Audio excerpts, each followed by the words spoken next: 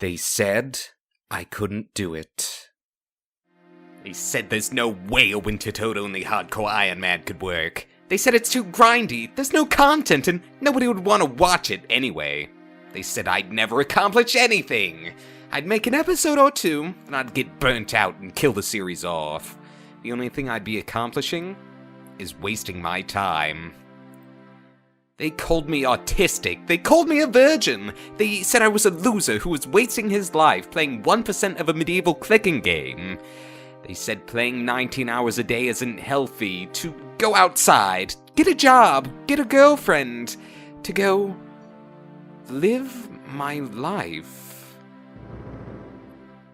But I'm not the type of person to back away from a challenge. I'm not the type of person to quit just because of what a few haters say. I'm tenacious, I'm determined, and I'm going to kill the Wintertodt over and over again, no matter what it takes. I'm retoaded! When starting my Wintertodt Only Hardcore Ironman, I had two goals in mind. Number one, I wanted to be the first person to attempt the challenge to keep my content as fresh and interesting as possible.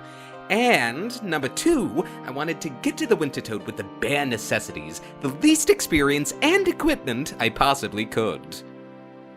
Getting to Zaya was no problem, but I would need level 50 firemaking to start killing the Wintertodt, and if I wanted to gain construction experience while playing, I would also need to buy a house. 50 firemaking could be done with your starter gear, but for a house, I'd need 1,000 coins, and to get that on a fresh account, I had to be creative. Underneath the Varrock West Bank, there is a hidden area where golden coins spawn. 3 of them, to be exact. With my money-making method planned out, all I had to do was pick up the coins whenever they respawned. And, in only 5 hours, I had the cash, my home was secured, and I had everything I needed to start my journey. Once I arrived at my destination, my game area would be forever locked to the snowy tundras north of Arceus, and I would never be able to leave. I would never again be able to set foot outside of the marked area for any reason, ever! That being said, I did not allow myself to complete Druidic Ritual, nor to collect any warm items, as these were all just conveniences. Although Druidic Ritual would allow me to heal the Pyromancers, the quest is really annoying to do at level 3, and I'm sure other people would just heal the Pyromancers for me, so it would be unnecessary. I kept my tutorial island gear, but I dropped the 160 GP I got from the mysterious man in Varrock. And finally, gave myself a saw, as there aren't any in Wintertodt, and it's required for almost every single piece of furniture in your house. And getting a saw is not cheating, so I might as well.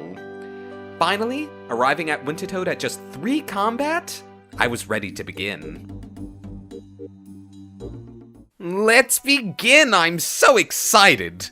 So, these 2 items, the construction guide and the saw, I guess it's pretty fair that I allowed myself them, because it's going to be difficult, if not impossible, for me to find a way to get planks. And to find a way for me to get nails. And to find a way to get to my house. And to find a way to get back.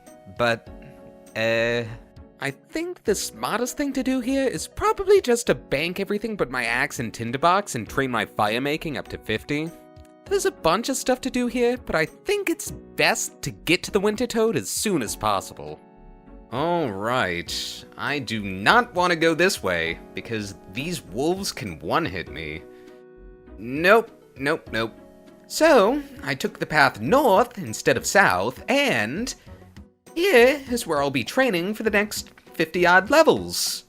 There we go, level 2 woodcutting, and as soon as I burn this, level 2 firemaking. Just 48 more of those to go before I can kill the toad. Level 3 firemaking. We're making our way there, slowly but surely. We'll get to 50. And that's level 4 woodcutting. Training like this is kind of annoying though, so what I think I'm going to do from now on is chop an inventory of logs and then burn them all at once. And that's level 8 woodcutting. So my inventory is finally filled up. It's time to start burning. Level 4 firemaking. Oh, level 5 fire making. Level 6 fire making. Level 7 fire making. Level 8 fire making. Level 9 fire making. Level 10 fire making. So I'm taking a little break from the fire making, just trying to find a better training spot. And this would be a better training spot. Like, look at all these trees, but half of them you can't even chop down. You can just examine them. So those are kinda useless. Alright, so I took a little stroll on over to the fishing hamlet to the east of the Wintertodt. And there are a bunch of trees here, so I think I'm gonna be training here from now on. What? Alright, so I guess that some of these trees give charcoal, not wood, which you can't burn, so I guess that the physical embodiment of winter must have burned this forest down. Tragic. Alright, Rakar. Do you have anything interesting to say? Oh, great. It says it's only useful for firewood now, but apparently it's not even useful for firewood. What the? Alright, I don't know what kind of a monster left these spooky tracks. I guess they're leading into that big hole. Yep. Alright, so the only thing I haven't looked at yet is this smelly journal. So, we'll do a little bit of light reading, I guess. Brother Raka, find this, blah blah blah. Blah blah blah. Alright, so Fremenix landed here, and then they lived here fishing, then they found a snake stone. So he started drinking from the ocean. Wouldn't recommend that. Then that big thing went and ate them, and ran into the crevice. And then it spoke to him, and he went insane. And, yeah. Is there anyone that has a diary in a video game that doesn't get horribly murdered? Alright, so the entirety of the content in this area was trees, and then a diary, and then a Rick and Morty reference. Yeah, I'm just gonna go. Maybe there isn't as much content here as I thought. Level 11 fire making, and 12 fire making. Members can now light oil lamps. That's useful. Not for me, but that's useful. Level 13 fire making. Level 14 fire making. Level 15 fire making. Level 16 fire making. Level 17 fire. Level 18 fire making. And that's 50 fire making. I'm so excited. This unlocks so much content for the account.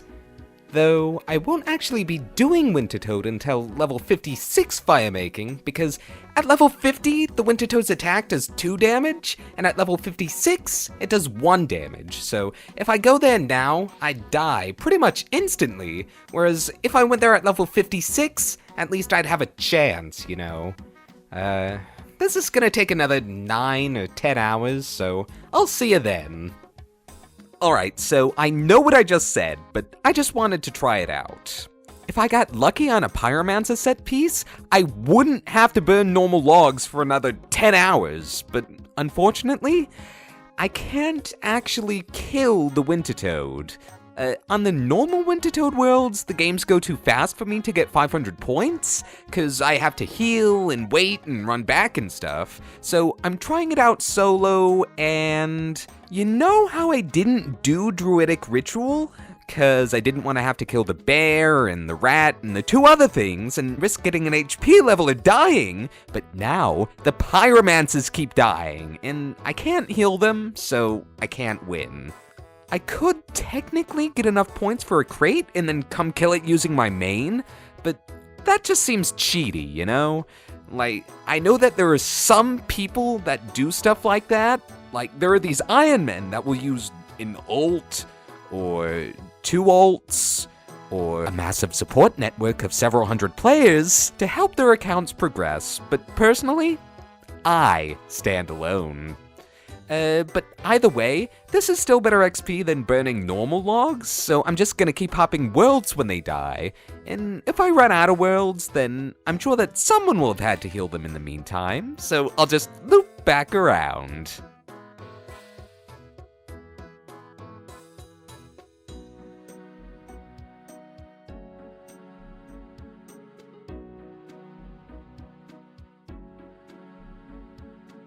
Hello there, Mr. Genie. I think that I'm going to put this on agility. I will be lamping to 60 agility so that I can do this shortcut. I think that this is the best training method I have. So, let me put that on that. 10 agility experience. So, it'll take a little while, but I'll get there eventually. Go, go, go, go, go, go, go, go, go, go, go, go! And run back. No, run back, you idiots! Finally, 56 fire making. That felt like it took me months.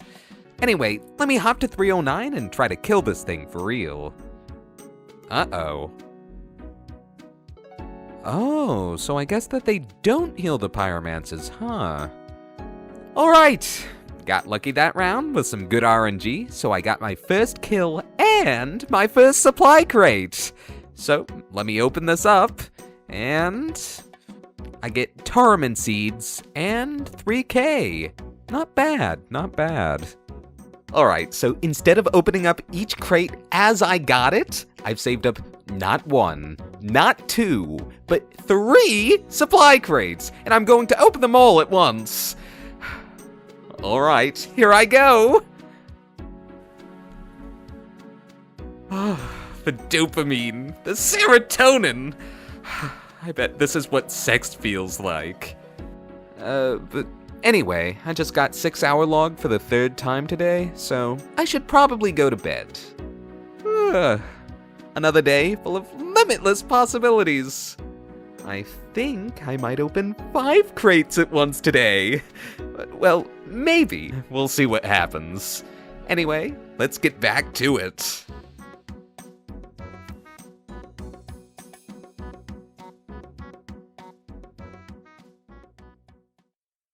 Uh-oh. Come on. Don't die. Don't die. Don't die. Don't die.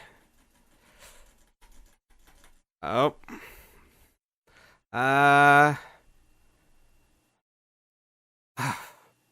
Alright. I'm alive, I guess. With my emergency food gone, I was put into a difficult position.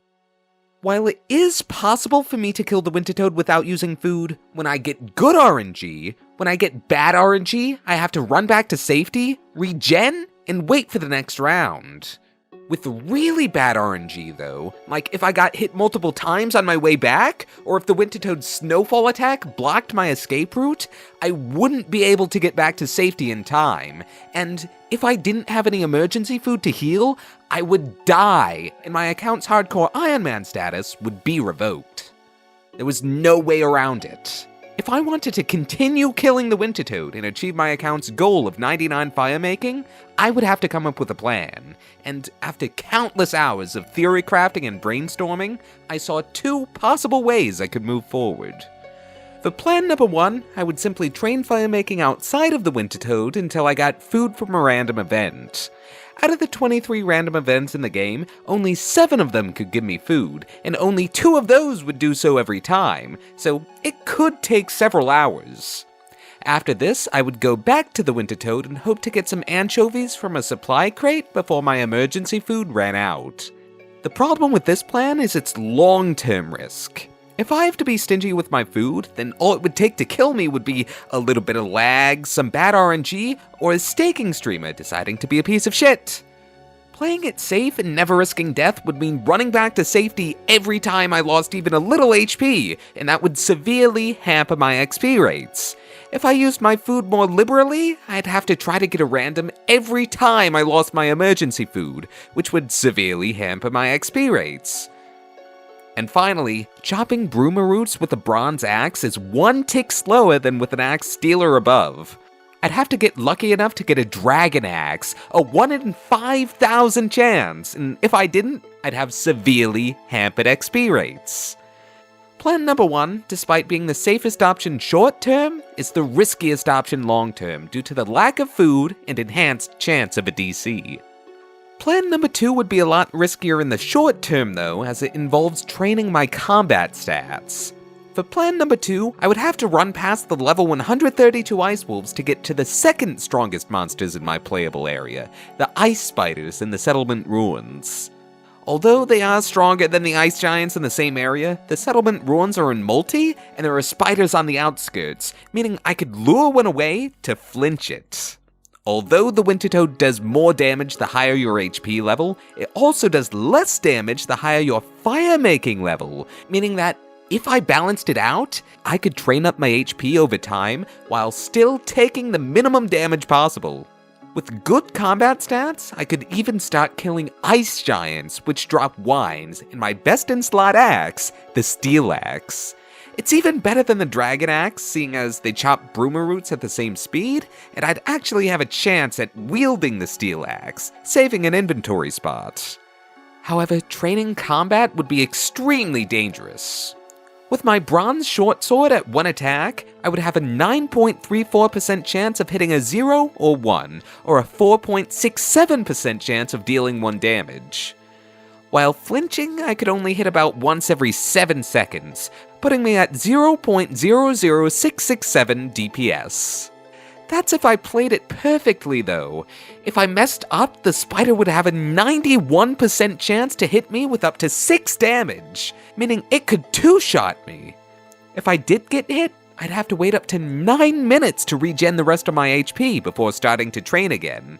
With no mistakes, it would take me about 50 minutes to go from 1 to 2 attack. However, taking my skill level and time spent regenning into account, it would take me over 10 hours to get to level 2 attack, with a 99.99% chance of death. But if I got to 15 HP, I'd be able to survive a DC, and I'd be practically invincible. But I'd have to survive my training first. Neither of these plans were particularly good. But what if there was a third option? What if there was a plan that was good short-term and long-term that didn't risk my account? A plan that combined the best parts of the other two while mitigating their weaknesses. A plan so creative, so groundbreaking, so ingenious it could only have come from a snowflake Iron Man. A plan so brilliant, it would literally change the game of Runescape as we know it. Ladies and gentlemen, it's time for plan number 3. Hey, Modash. So, is there any reason why there aren't any fishing spots at the fishing hamlet near the Wintertodt? Because, according to the lore in the smelly journal nearby, the area should have several. Could you look into this oversight? Love, a lore fiend, heart. And send. Maybe it's a temporary migration thing and they'll return one day. Haha, maybe! But Rakkar has been living there since year 166 of the 5th age. It's year 169 now, and this fishing net full of fresh fish, pictured, seems to be very recent. I'm just wondering if this got overlooked during the Zaya rework and was left unfinished. What do you think about this, Mod West? No offense intended, of course. The Zaya rework was a huge project, and very well done, by the way. And this is such a small detail. I'm just really concerned about the lore. I guess the artist might have been fine doing all the scenery and static NPCs, but have needed a bit of code support to do a fishing spot, and not have deemed it worthwhile to bother anyone for it at the time. Interesting! So, a programmer was needed, but was nowhere to be found. perhaps there might be a smart, hard-working, well-mannered programmer at your office willing to finally finish the project and make Mod West's dream come true. Perhaps one sitting in your chair, even. If he wants my help, he knows where to find me. Alright, so I guess Mod Ash is on board. Now we just need Mod West. Come on, Mod West. Don't let me down. Okay, so, what did you say? What did you say? What the? Oh, right. One of the requirements for Plan 3 is a 5-digit sub-count. Well, shit.